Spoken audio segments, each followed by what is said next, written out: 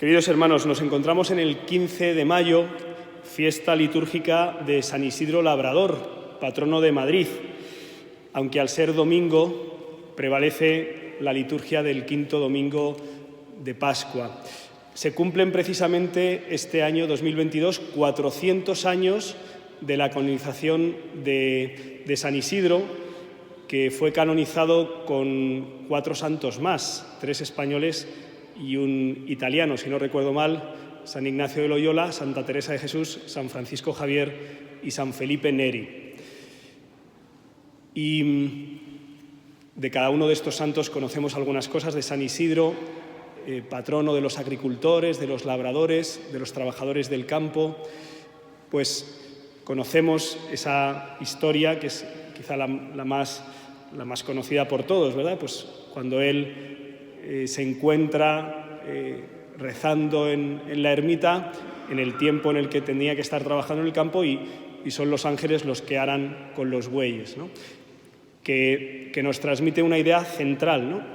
Y es que cuando el hombre vive mirando a Dios y buscando cumplir su voluntad y uniéndose a Él, incluso aunque se pueda exceder, el Señor repara, el Señor atiende y el Señor acompaña la vida de los suyos, ¿no? Y podríamos pensar, bueno, los santos, la santidad es algo de los tiempos antiguos, ¿eh? Estos grandes santos del siglo de oro de la Iglesia, del siglo XVI, en el caso de San Isidro anterior, siglo XI, siglo XII, pero no.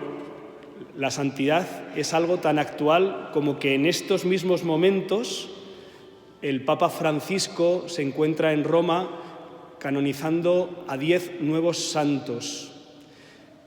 Desde el primer laico indio que va a ser canonizado, que tiene un nombre indio que no recuerdo, a lo mejor las hermanas sí lo conocen, es más conocido como Lázaro.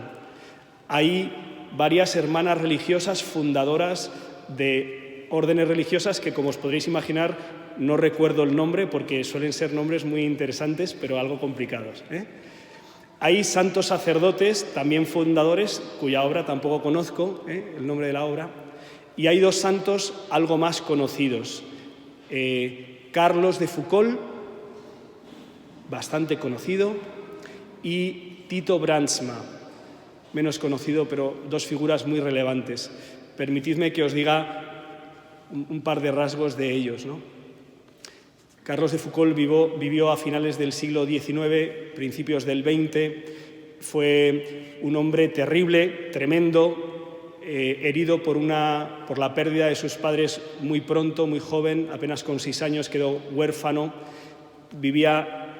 Procedía de una familia acomodada y eso le provocó una cierta síndrome de superioridad, a la vez con una baja autoestima. En los años de la adolescencia fue un gran rebelde que académicamente era un desastre y curiosamente decidió ingresar en el ejército, donde casi fue expulsado en varias ocasiones.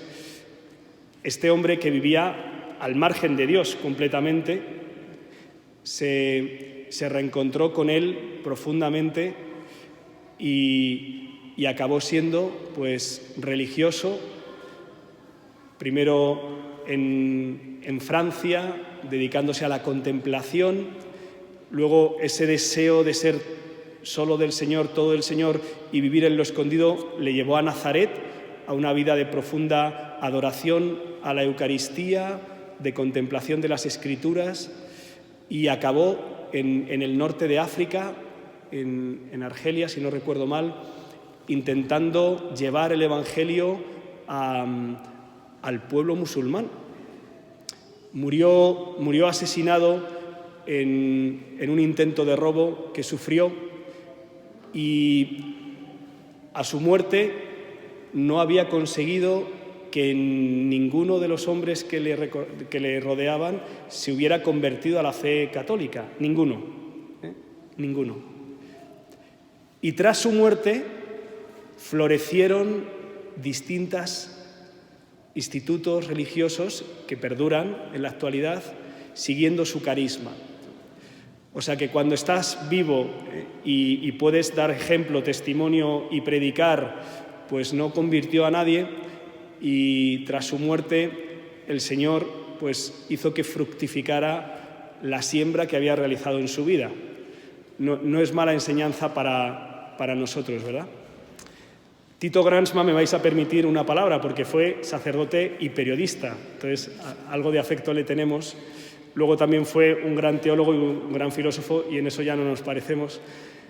Él nació en Holanda a finales del siglo XIX, se formó como carmelita, estudió en la Universidad Gregoriana en Roma y de regreso a Holanda a principios del siglo XX desarrolló un fecundísimo apostolado en la educación, en la enseñanza, en la espiritualidad, un hombre de profundísima espiritualidad que le llevó en esa unión con Jesucristo a ser un gran defensor de la dignidad humana. Y esto le tocó hacerlo en los años 30 y principios de los 40, cuando el nazismo, el nacionalsocialismo, se extendió por Europa, llegando a invadir su país, Holanda.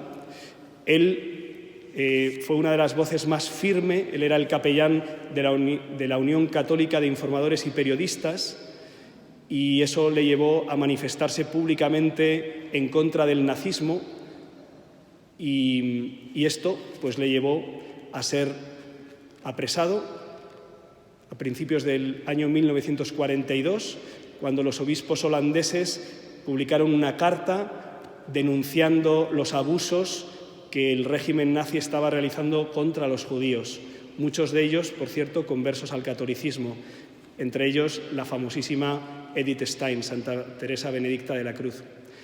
Encarcelado en Holanda, fue deportado después de un rosario de cárceles hasta el campo de concentración de Dachau, cerca de Múnich, donde fue asesinado el 26 de julio de 1942.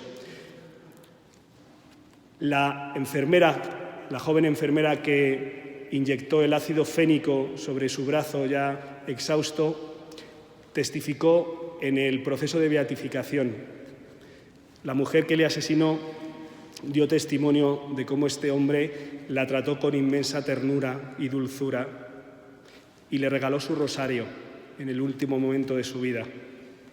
Tito Gransma escribía así en su obra en poesía: feliz en el dolor mi alma se siente, la cruz es mi alegría, no mi pena.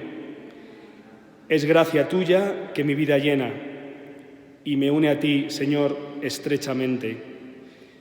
Quédate, Jesús, que en mi desgracia jamás el corazón llore tu ausencia, que todo lo hace fácil tu presencia y todo lo embelleces con tu gracia. Los santos glorifican a Dios como glorificó a Dios nuestro Padre Jesucristo en el momento en el que estaba siendo traicionado. Hemos escuchado en el Evangelio, habiendo salido Judas del cenáculo. Va a ser traicionado, va a afrontar la cruz y la pasión, la muerte, la ignominia. En este momento es glorificado el Padre. ¿Por qué es glorificado el Padre? Por el amor, la entrega, la fidelidad en la cruz. En toda circunstancia, ocurra lo que ocurra, en el amor. Por eso de aquí brota el mandamiento del amor nuevo.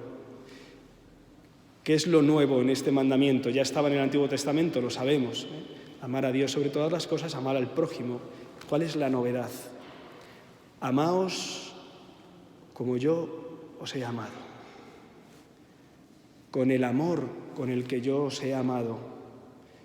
El amor que tiene nombre de persona, el amor que es el Espíritu Santo, el Espíritu de Dios, que ha sido derramado en nuestros corazones y que es renovado especialmente allí donde se ha querido quedar presente. Cantemos al amor de los amores. Por eso es imposible vivir en cristiano sin comulgar, sin adorar al Santísimo Sacramento del altar, sin recibir el amor de los amores, para poder amarnos con el amor. Jesucristo no nos pide nada que no nos haya dado antes, si no sería un déspota o un tirano. Pero no, Señor se nos entrega para que podamos vivir la vida cristiana. La vida cristiana es esto. Todo lo demás, si ayuda a vivir esto, es bendito y bienvenido. Y si no, es hojarasca, que no sirve, ni tradiciones, ni procesiones, ni nada. Amar con el amor con el que Él nos ha amado. En medio de dificultades, escuchábamos en la primera lectura, porque es duro, porque requiere que tú y yo pongamos nuestra vida en sus manos y le digamos: Señor, como tú digas, guíanos tú.